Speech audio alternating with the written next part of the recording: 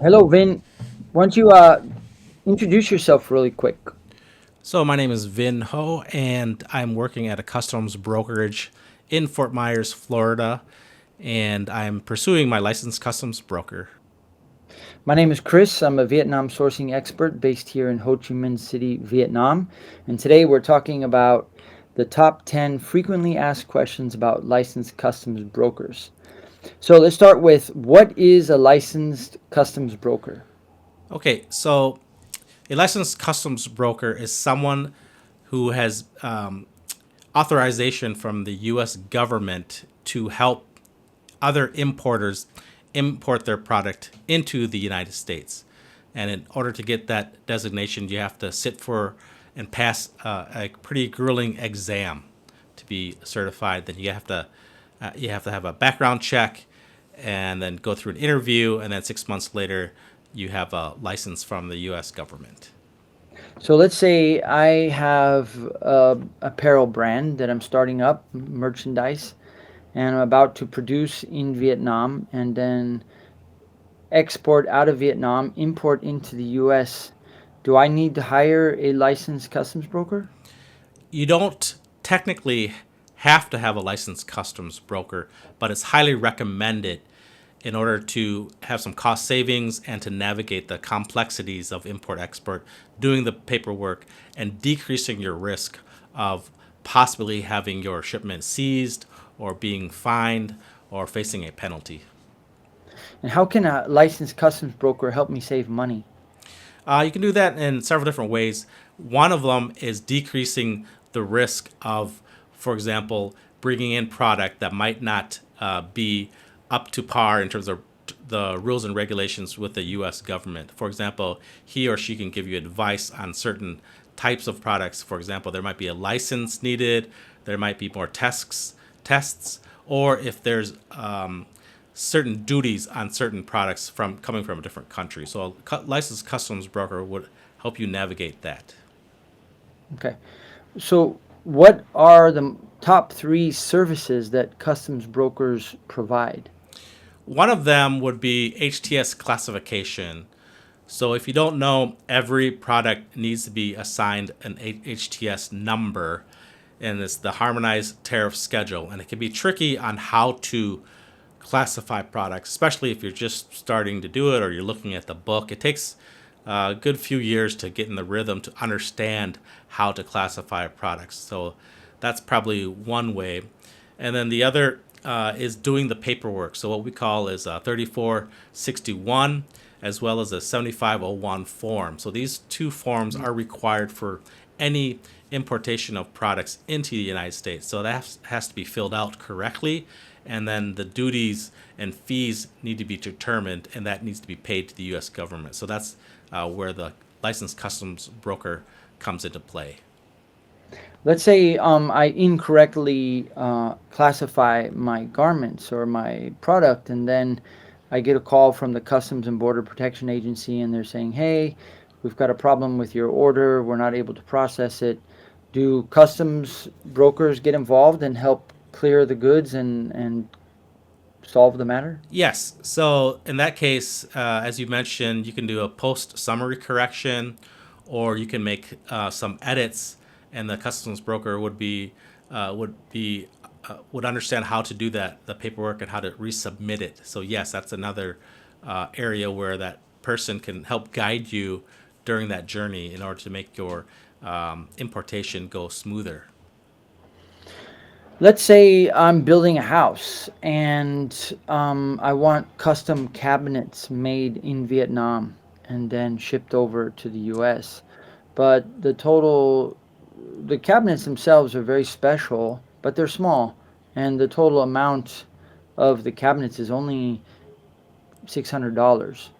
Do I need to hire a customs broker to help me get those cabinets that are worth $600 into the US?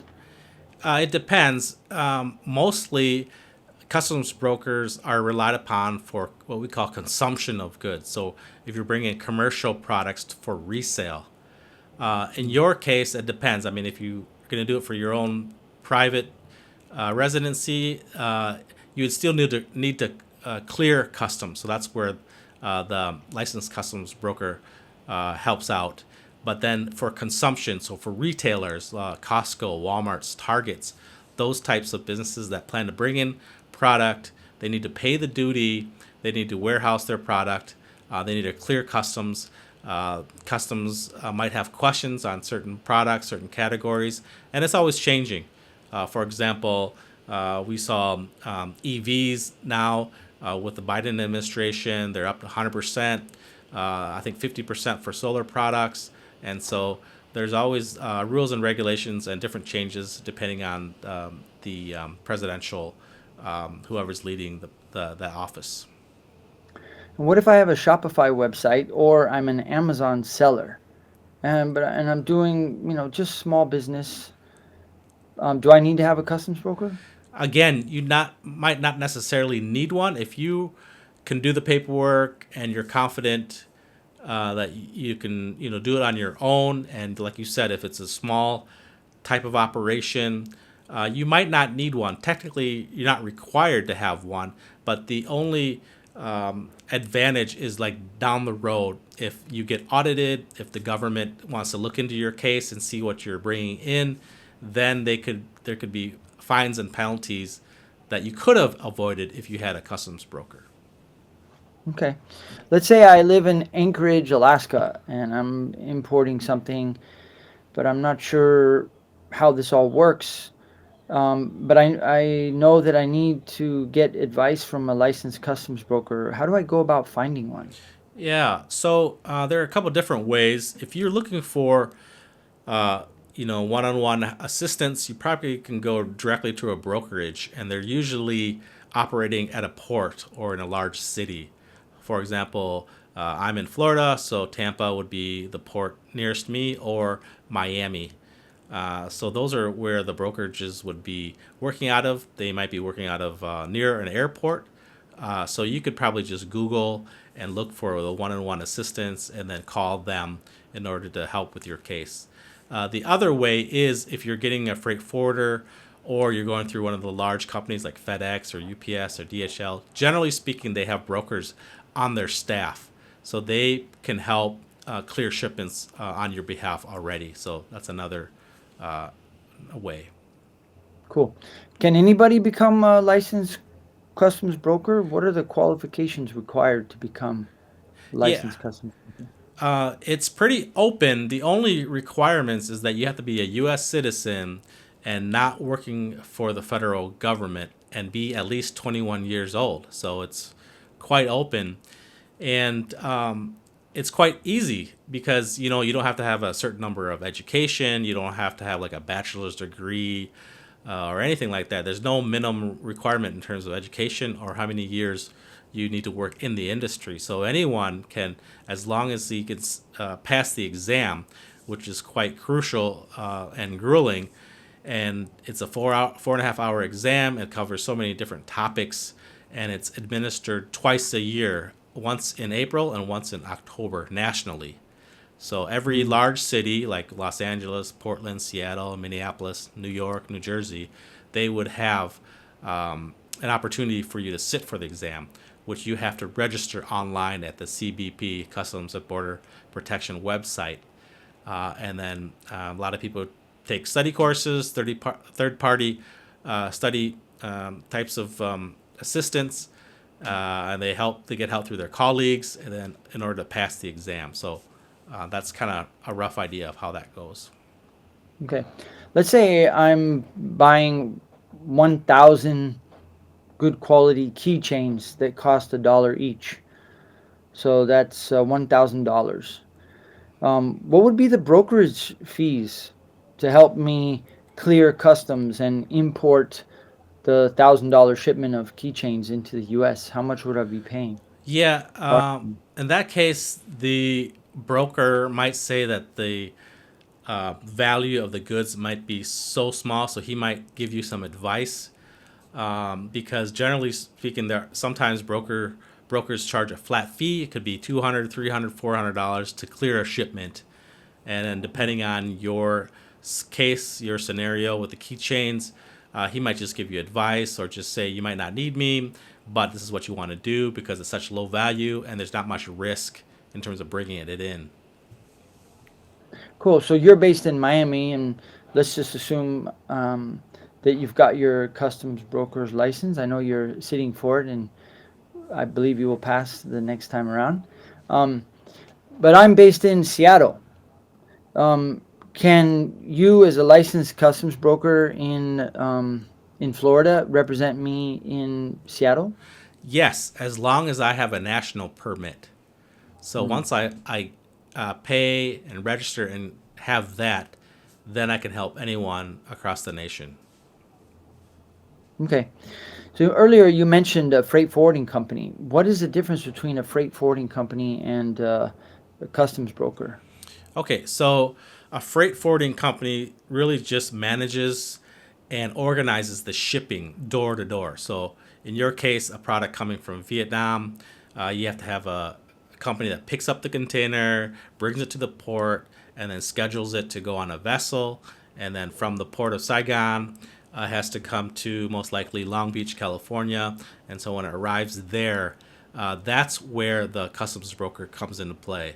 So he or she would help you clear customs to um, tell customs what the shipment entails, what is it made out of, what is the country of origin, and if there's any other partnering government agencies that you might have to deal with, and if there's any certifications or anything that's required, and then the duties have to be determined and then has to be paid into CBP in order for the goods to enter the United States. So that's what the customs broker does.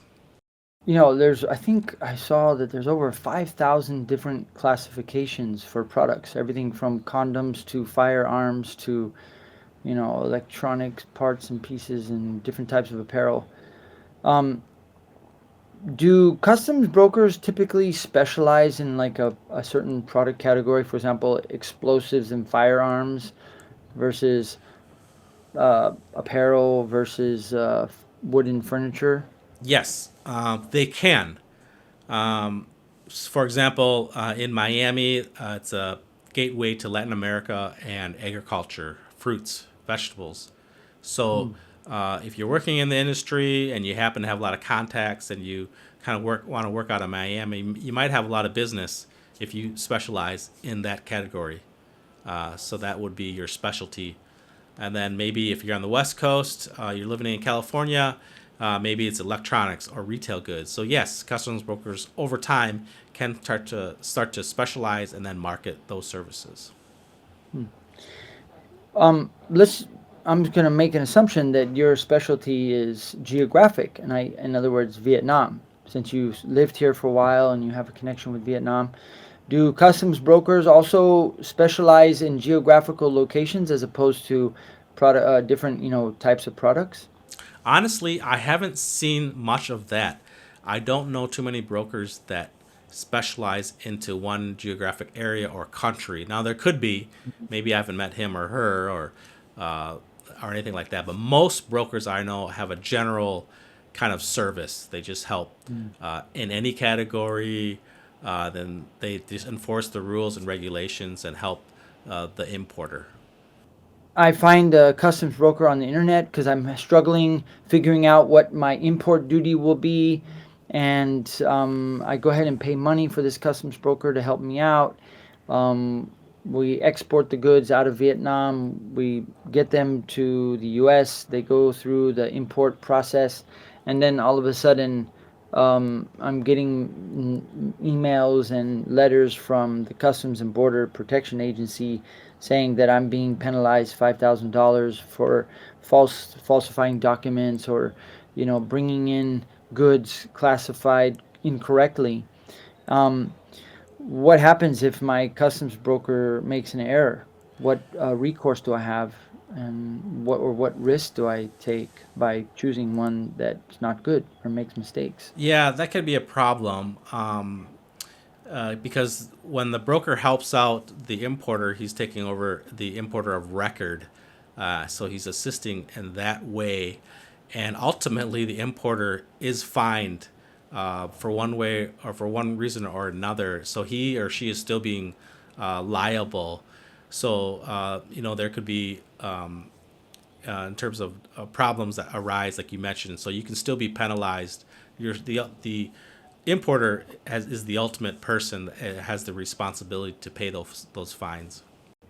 Wow. So, because I always assumed that the licensed customs broker license was on the line. For example, if I hire you and you make a mistake, I might get the call from the customs broker agency, but I'll be like, well, you need to call I'm sorry. Yeah, I would get a call from the port of entry, the Customs Border Protection Agency at say Long Beach, saying that there's a problem with my order. And I would be like, well, can you please talk to my customs broker because I don't know anything about the paperwork, the classification, and really the responsibility should be on the customs broker. So how does that work? So CBP has something called reasonable care. So it's case by case, and so they can investigate a certain situation and kind of see like what happened, where the ball was dropped, and then you can protest, or the broker can help you mitigate some penalties and fines. So that's another negotiation process. That he would be an advocate on your behalf. For example, we processed the paperwork; they were on the way, but didn't get received in time, or we misclassified a product, which was very very common. We thought it was this, but actually it turned out to be that. We didn't know exactly at the time when the product came in. So there's varying situations and scenarios that would be play into effect. Okay. So, Vin, how can people reach out to you for advice and insight on um, customs broker services?